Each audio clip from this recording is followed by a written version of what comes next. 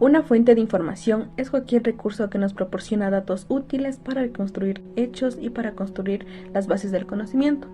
Estas fuentes son esenciales porque nos permiten acceder al conocimiento existente, desarrollar ideas, contrastar teorías y fundamentar científicamente nuestras investigaciones.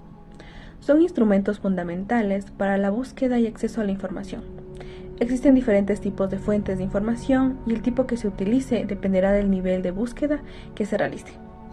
Por ejemplo, si se trata de una consulta general, se pueden usar fuentes básicas como enciclopedias o libros de texto. En cambio, si desea profundizar, será necesario acudir a fuentes más especializadas, como artículos científicos, tesis o informes técnicos. Por eso, conocer y seleccionar adecuadamente las fuentes es clave para una investigación de calidad.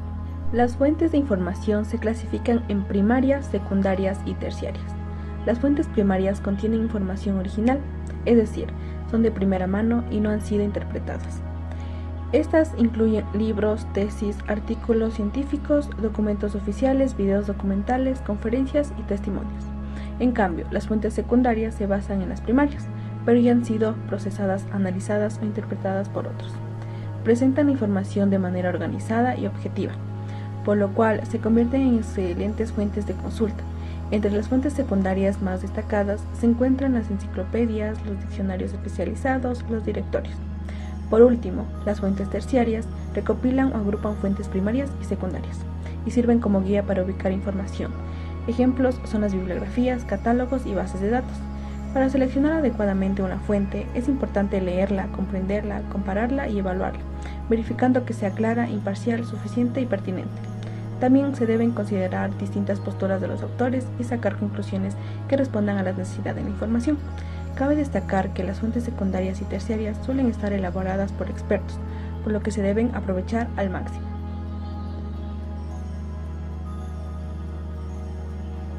En la Fundación para sus Niños, ubicada al sur del país, viven menores con discapacidades que han sido relegados a un sistema institucional que, aunque ofrece cuidados básicos, no puede sustituir el amor de una familia. Según el periódico, en esta y otras casas hogares como Madre Flora Payota, los niños con condiciones como espasticidad, retrasos motores, autismo o enfermedades congénitas graves suelen ser los últimos en ser considerados para adopción. Las familias prefieren menores sanos. El reportaje señala que en muchos casos estos niños nunca llegan a ser adoptados. Su condición implica mayor requerimiento de atención médica, cuidados especializados y una carga económica que pocas familias están en condiciones de asumir. Esta realidad los condena desde la infancia a permanecer en entornos institucionalizados que, aunque bien intencionados, no logran proveer la contención emocional necesaria. Como resultado, muchos de estos menores crecen enfrentando severos problemas de autoestima, desarrollan trastornos psicológicos, atraviesan crisis durante la adolescencia y presentan complicaciones en su salud física. A pesar de los esfuerzos por propiciar su integración y su bienestar, la marca del abandono, según señala este medio, es una herida persistente en lo que los acompaña a lo largo de su vida, convirtiéndoles en niños, adolescentes y eventualmente adultos que arrastran las consecuencias de no haber contado con una red afectiva sólida desde sus primeros años. ¿Por qué escogimos este ejemplo que representa la postura de victimización? Este ejemplo refleja cómo la mirada de Ethic observa a los niños con discapacidad no adoptados desde una posición compasiva, viéndolos como seres vulnerables, marcados por el abandono y condenados al sufrimiento.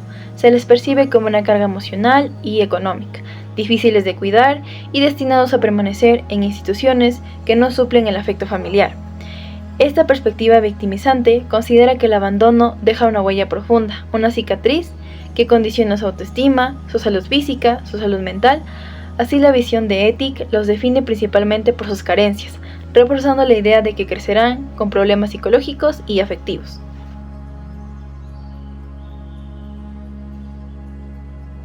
Ejemplo de legitimización. El video muestra cómo el presidente Correa reconoce su gobierno y sus políticas, especialmente al enfrentar críticas, aborda la acusación del New York Times de una campaña despiadada contra la libertad de expresión.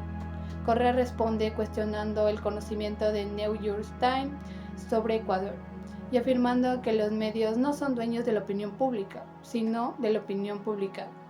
Para él, la verdadera opinión pública reside en el pueblo y es a ellos a quienes hay que responder.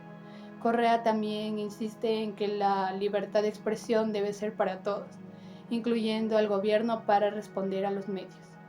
También se ve la defensa de Hugo Chávez, a quien Correa describe como un queridísimo amigo y un extraordinario ser humano.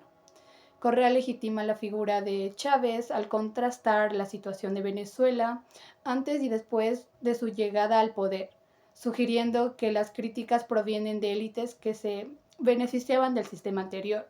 La postura de estos líderes latinoamericanos, al explicar que la larga y triste noche neoliberal generó una pérdida de legitimidad en gobiernos anteriores, haciendo que los actuales sean una respuesta sumamente necesaria. También el video resalta en cómo Correa, a pesar de haber sido formado en universidades de Estados Unidos y hablar inglés perfectamente, adopta una postura claramente latinoamericana, soberana y crítica del sistema.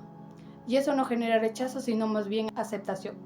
Esta imagen de un líder educado, moderado y técnicamente sólido hace que quienes lo entrevistan lo validen automáticamente, con su tono racional y su manera de demostrar los prejuicios europeos sobre América Latina. No es que los periodistas verifiquen toda la información que Correa entregó, sino que al encontrar en él características que le resultan coherentes, agradables y alineadas con sus valores intelectuales y progresistas, asumen que lo que dice es verdad, ya que no lo confrontan ni buscan desmentirlo, sino que más bien asumen que su discurso realmente fue legítimo. Bueno, se escogió este ejemplo porque desde una perspectiva, el presidente Correa y sus líderes de los que defienden presentan como figuras que actúan en nombre y beneficio del pueblo. Su discurso busca legitimar su autoridad y sus políticas al arriesgarlas en voluntad popular y en una recreación contra la supuesta ilegitimidad de los élites, el neoliberalismo y los medios de comunicación tradicionales. La confianza se genera internamente al apelar a una historia compartida de una opresión. Esto nos dice que a la promesa de un futuro donde el poder reside en la gente, Correa deslegitima las críticas externas como la de New York Times al cuestionar su conocimiento y sus motivaciones, presentándolas como parte de una campaña el cual contra quienes buscan un cambio real en América Latina o actuamos en la función de la gente, no del capital financiero. Esto mostrando que su discurso parte de una vivencia real y concreta de él. Él se posiciona como un conocedor profundo de su contexto y como vocero legítimo de una América Latina históricamente silenciada. Desde una perspectiva, un observador externo puede analizar cómo estas estrategias de legitimización operan en un contexto político y mediático. La construcción de una dicotomía clara entre el pueblo legítimo y los élites legítimas es una herramienta poderosa para consolidar el poder. La legitimación es solo una declaración, sino un acto performativo. Al desafiar públicamente un medio como el New York Times, Correa no solo refuta una acusación, sino que se posiciona como un defensor del pueblo frente a un poder supuestamente opresor. Esta confrontación percibe por algo como dar cátedra puede generar una aceptación moral de lo que Correa dice independientemente de una verificación exhaustiva de los hechos. Es decir, la figura carismática y el discurso resonante, Correa puede inducir a un observador a considerar sus afirmaciones como confiables simplemente por ser quien es y por cómo su mensaje encaja en ciertos valores y visiones del mundo. La crítica a la ideología financiera de las intervenciones estatales en la economía son vistas como acciones legítimas porque se alinean como un discurso de justicia social. La narrativa del programa, al resaltar la formación de Correa en los comentaristas, lo llaman tremendo, incontestable, afirman que Correa molesta. ¿Por qué? No es solo típico populista o caudillo latinoamericano, sino que académicamente es formado, que lo desconcierta porque el entrevistador logra cuestionar a fondo y el público asume que lo que dice tiene una validez solo por su forma y su presencia.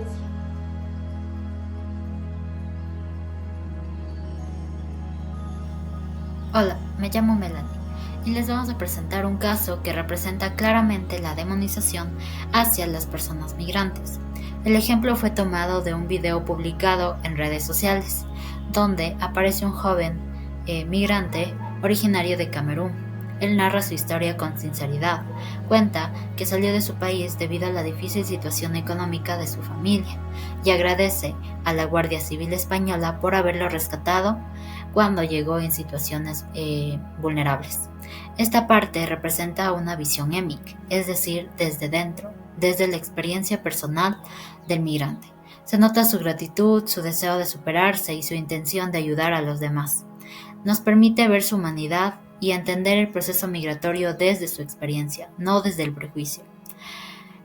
Aquí en el mismo video se escucha la voz de otra persona, el cual lo llama ilegal e incluso pone en duda su identidad como guardia civil solamente por su color de piel. Hola, yo soy Yasmín y quiero explicar por qué este ejemplo es tan importante para analizarlo desde la antropología. Esa voz crítica que aparece en el video representa la mirada ética, una visión externa que analiza la realidad desde fuera, muchas veces sin comprender el contexto cultural y emocional de la persona implicada. En este caso, la visión ética no solo analiza, sino que también juzga y discrimina.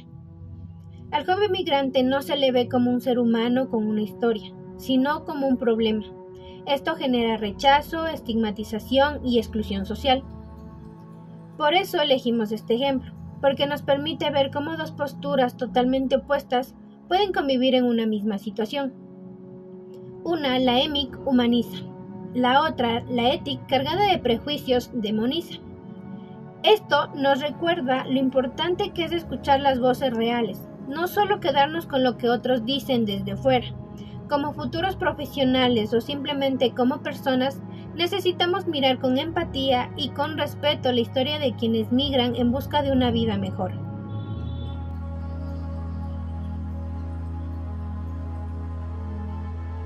Ahora vamos a hablar acerca de las comunidades indígenas que luchan por sus derechos humanos en la ciudad de Quito. Bueno, entre el año del 2022, las comunidades indígenas de todo el Ecuador, lideradas por las organizaciones como la CONAI, la FEINE y la FENOCIN, se movilizaron masivamente hacia la ciudad de Quito para exigir al gobierno nacional el respeto pleno de sus derechos humanos. Entre sus principales demandas se encontraban el acceso a precios justos a combustibles, atención digna en salud, educación de calidad y justicia equitativa y verdaderamente participación democrática. Durante las jornadas de protesta se cerraron las carreteras, se ocuparon espacios públicos y se declaró un paro indefinido. Gracias a la presión ejercida por la fuerza colectiva del pueblo indígena se logró instalar una mesa de diálogo entre las organizaciones sociales y el gobierno. El objetivo principal, respetar los derechos de todo un pueblo ecuatoriano, porque el Ecuador no es solo del gobierno, sino de todos los que habitan y lo construyen día a día.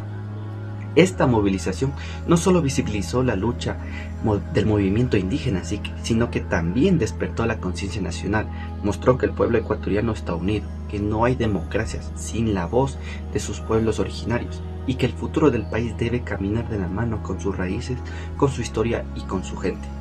Las comunidades indígenas demostraron que son parte viva y pasante de este país, a pesar de los prejuicios que a veces los intenta minimizar por su condición socioeconómica o educativa. Ellos son guardianes de la dignidad colectiva, defensores de los principios democráticos y del respeto por los derechos humanos.